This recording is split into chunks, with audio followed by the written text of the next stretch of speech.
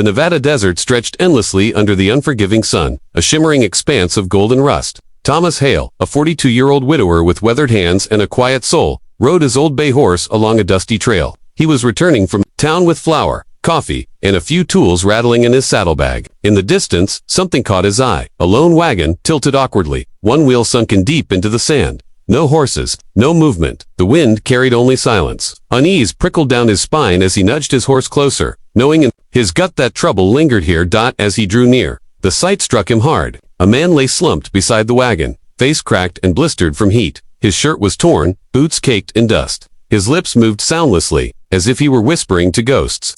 Thomas swung down from his saddle, knelt, and pressed his canteen to the stranger's mouth. The man drank greedily, water spilling down his chin, his hands trembling like brittle leaves. "Easy now," Thomas said, steadying him. The man's eyes, dark, sharp, but clouded by exhaustion, locked onto his eyes. "You saved me," he rasped, "and I don't even know your name." "Thomas Hale," he answered simply, easing the man into the meager shade of the wagon. The stranger's breathing slowed, though his face still held the hollow look of one who'd danced too close to death. Thomas offered him a strip of jerky, watching him chew slowly as strength returned. The man introduced himself as Elias Greyhawk, a half-Apache trader. His voice carried a quiet pride when he spoke of the long trails he'd traveled, selling furs, beads, and silver trinkets. But today, he said, fate had turned against him. Men had robbed him, stolen his horse, and left him to die. Thomas didn't press for details.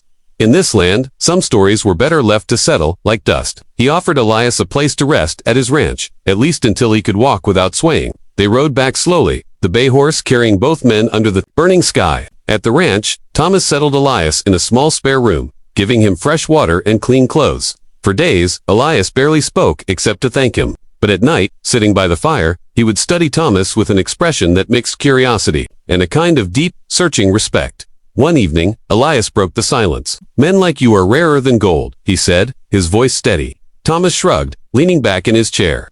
"A man helps when help's needed. That's the way I was raised." Elias's lips curved into a faint smile, but his eyes stayed serious. "Among my people, debts are remembered. Kindness isn't free, it's honored." Thomas met his gaze evenly. "I didn't help you for anything in return." Elias nodded, but the way his fingers tapped lightly on the chair's arm told Thomas that the man was already thinking about something far beyond this moment. By the fifth day, Elias was strong enough to walk the fence line, his steps measured, his eyes sweeping over the land with appreciation. "This place is quiet," he remarked, like a heart still beating after the battle's over. Thomas didn't answer. He rarely spoke of his past, of the wife he'd buried beneath the cottonwood tree 5 years before. Still, there was something in Elias's presence that didn't feel like a stranger anymore. The two shared meals, worked side by side, and in the evenings watched the horizon fade into night, while coyotes howled somewhere beyond the ranch's far edge. When the time came for Elias to leave, the farewell was simple but firm. Thomas packed him food, a blanket, and a small pouch of coins. "You'll need these to get back on your feet," he said. Elias took them but then clasped Thomas's forearm in a strong grip. "You'll see me again, Hale," he said, his voice certain. "Sooner than you think." Thomas watched him ride away on a borrowed mule, a dark figure against the bright desert. He didn't know why, but the man's words lingered in his mind, carried like a low, distant drumbeat he couldn't quite ignore. Weeks passed, the days blended into the steady rhythm of ranch life, mending fences, herding cattle, hauling water from the well. Thomas kept busy, but sometimes, when the wind was just right, he'd find himself glancing toward the horizon, as if expecting a rider to appear. He told himself it was foolish. Men came and went out here. Promises faded faster than the morning dew. Yet the memory of Elias's steady gaze returned in quiet moments, like a song without words.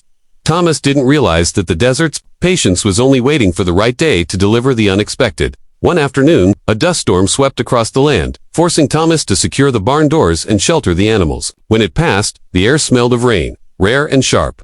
He stepped onto the porch to watch the clearing sky, and that's when he saw them. 3 riders far off, silhouettes moving steadily toward the ranch. He shaded his eyes.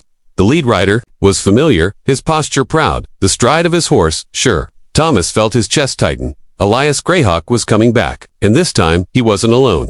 2 other figures rode close behind, their shapes slender, graceful.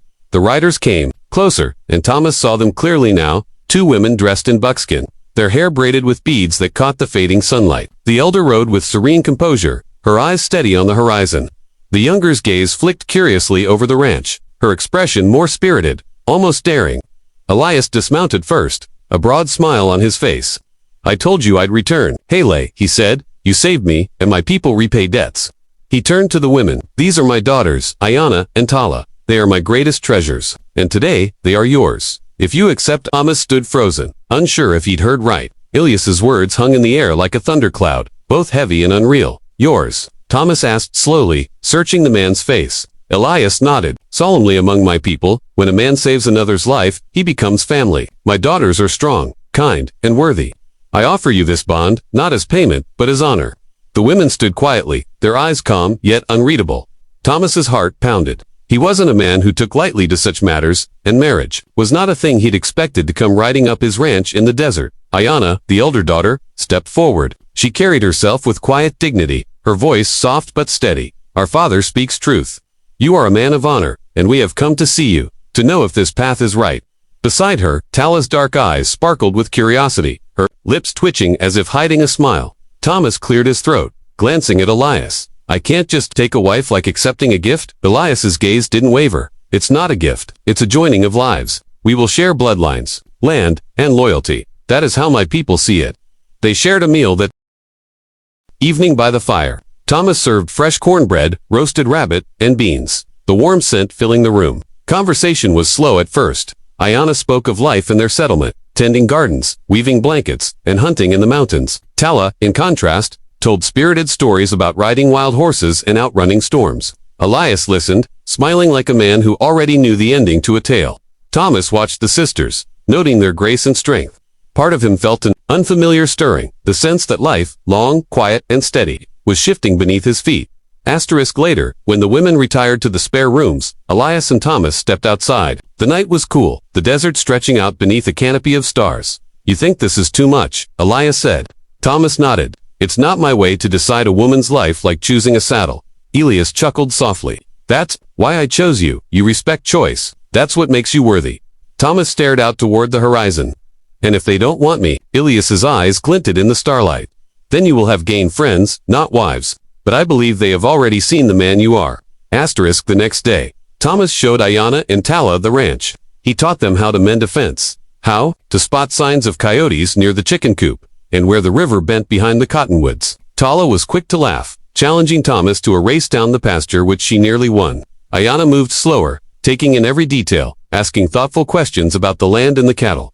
By evening, the ranch felt different, livelier. Thomas couldn't deny it. Their presence brought a kind of light he hadn't felt since before his wife passed. A warmth in the quiet. On the third day, trouble arrived in the form of 3 armed men, riding hard down the trail. Thomas recognized their type immediately. Drifters looking for easy prey. They dismounted near the barn, eyeing the place like wolves. We're just passing through, the leader said with a sly smile. But we're low on supplies. Thought we'd help ourselves. Thomas stepped forward, his hand resting near the rifle, leaning against the porch rail. Before he could speak, Ayana emerged, her voice calm yet sharp. This land is not yours. The men chuckled until Tala appeared beside her, bow drawn, arrow ready. The standoff didn't last long. Elias stepped out from the barn's shadow, a hunting knife glinting in his hand. You're on my friend's land, he said, voice like steel. The leader sneered, but one look into Elias's unflinching eyes was enough to make them think twice. Muttering curses, the men mounted up and rode off into the fading light. Thomas exhaled slowly, glancing at the sisters. Ayana's calm composure hadn't faltered once. Tala lowered her bow with a grin. Guess we make a good team. For the first time, Thomas realized they didn't just belong to the desert. They thrived in it. That night, they sat around the fire again. Elias spoke of unity, how 2 people could build something stronger together than they ever could apart. Thomas found himself looking at Ayana's steady eyes, at Tala's playful smirk, at the way both carried strength in different shapes. He wasn't a man prone to sudden choices, but his heart was no longer still. If I accept, Thomas asked slowly, what happens then? Elias smiled faintly. Then the desert will have witnessed not a transaction, but the start of something. The wind will remember for years. Thomas's hands tightened around his coffee cup. The following morning, Thomas saddled his horse and rode with Elias and his daughters to the edge of the riverbank, where the cottonwoods swayed in the breeze. It was there, under the wide Nevada sky, that Ayana stepped forward. Thomas Hale, she said, I choose to stand beside you. Tala laughed softly. And I choose to make sure you never have a dull day. Thomas felt something rare swell in his chest, not just gratitude, but belonging. He nodded, his voice low but steady. Then let's ride this trail together. Elias's smile deepened. The desert always brings the right people home. Asterisk when they returned to the ranch. The wind carried the scent of rain again. The horizon glowed gold under the setting sun. For years, Thomas had lived alone, his days marked only by chores and silence. Now, laughter spilled from the porch, footsteps crossed the yard, and the future didn't feel like an empty stretch of sand. The desert had tested him, stripped him, and then when he least expected, given him back something far greater. Sometimes, Thomas thought, the people we save are the ones who save us in return. And in the Nevada dust, 3 new lives began.